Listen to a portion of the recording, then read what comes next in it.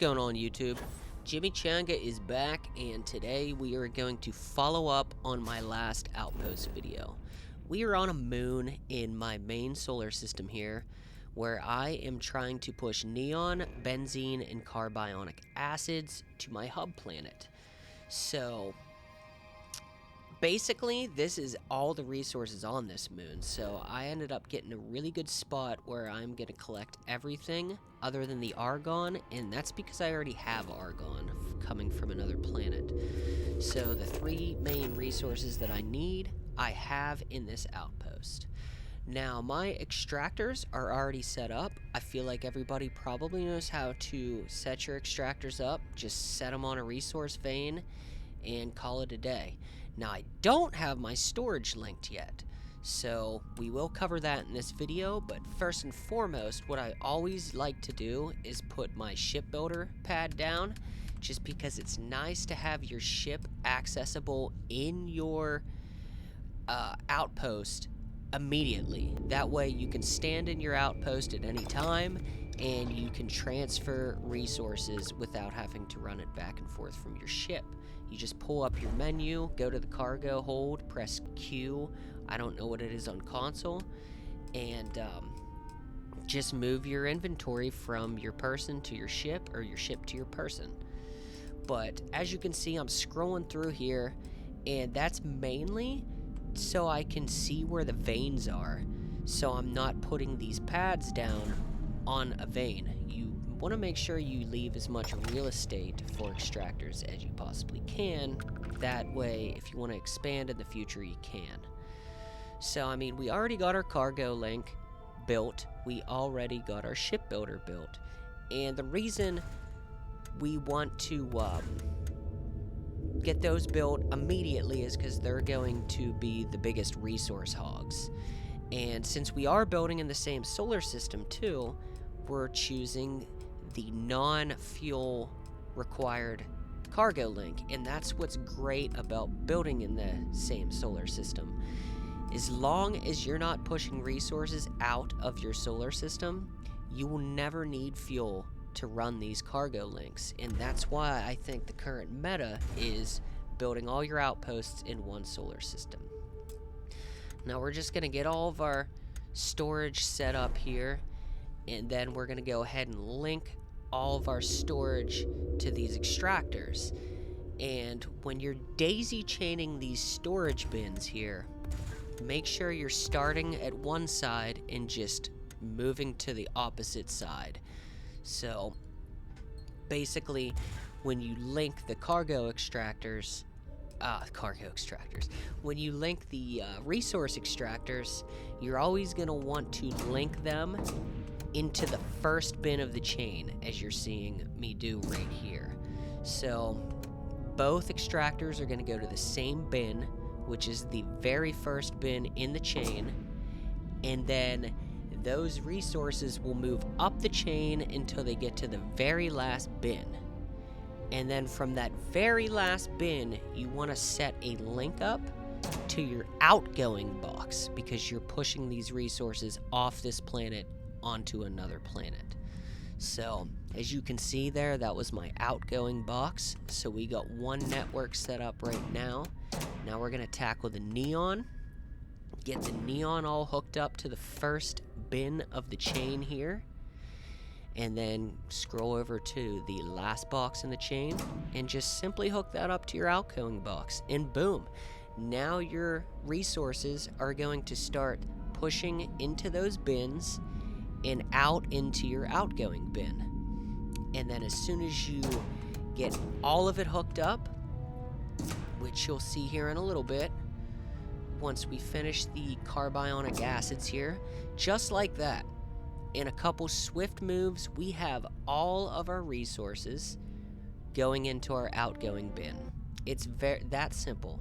Now, as always, you want to make sure that you have the appropriate amount of power in your outpost so it can power all your resources. And as you can see in the bottom right, I need 30 power. And at the moment, sloppily, I build all my solars solar arrays there, and I got 38 out of 30 now. So awesome, we're rocking and rolling. So at this moment in time, we have everything on this planet taken care of, to the point where, as you can see now, all my resources start filling that outgoing bin. Now, if you don't see this, then that means you have some sort of break in one of your chains. So just make sure you go back through and check your connections. And then after that, you can, just build a simple structure. And the reason you want some kind of structure on this planet is just so you can set up a crew station, so you can go out to the bars and hire, an outpost management specialist, or throw, I don't know, like Lynn or Heller, Andromeda Kepler, just anybody that has resource management benefits, outpost management rather.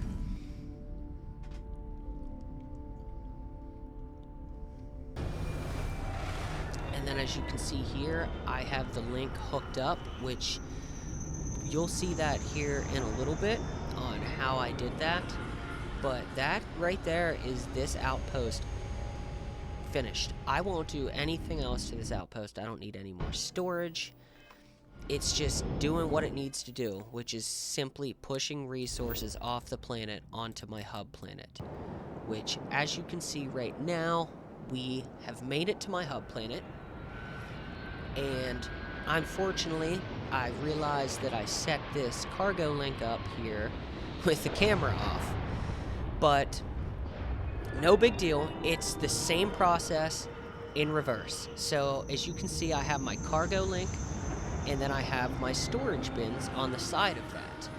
Now, instead of hooking the links up to the outgoing box, you're just simply going to hook them up to the incoming box, because now you're receiving those resources.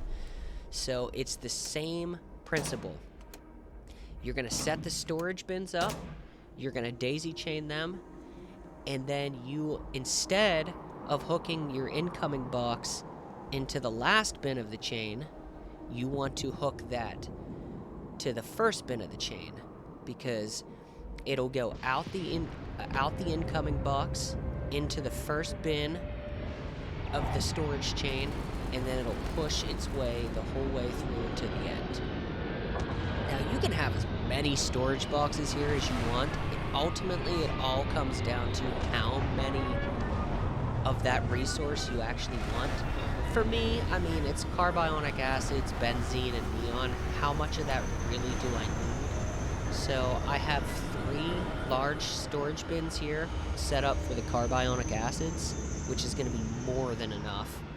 And then I actually have my benzene and my neon going into the same storage chains.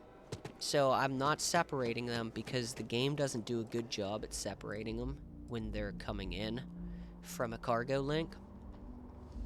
So instead of having 3 large bins, I have 6. So in my theory, that's 3 for the benzene and 3 for the neon.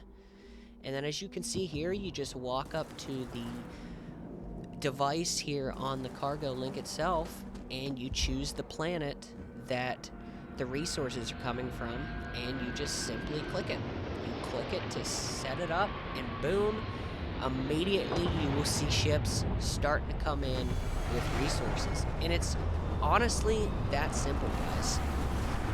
There's no reason to overcomplicate anything. There's no reason to overthink any of this. It's just very straightforward, and what I would recommend is maybe just start with, a planet with 2 resources. Just get the hang of this and make sure that you know what you're doing before you start tying 3 to 4 to 5 resources per planet together. But ultimately, I just wanted to get this out quickly, because I've seen a lot of questions asking for a more detailed breakdown, and I am actually working on a series that's going to step by step go through the whole process of setting a network up from scratch. But we're going to start with nothing and end with everything.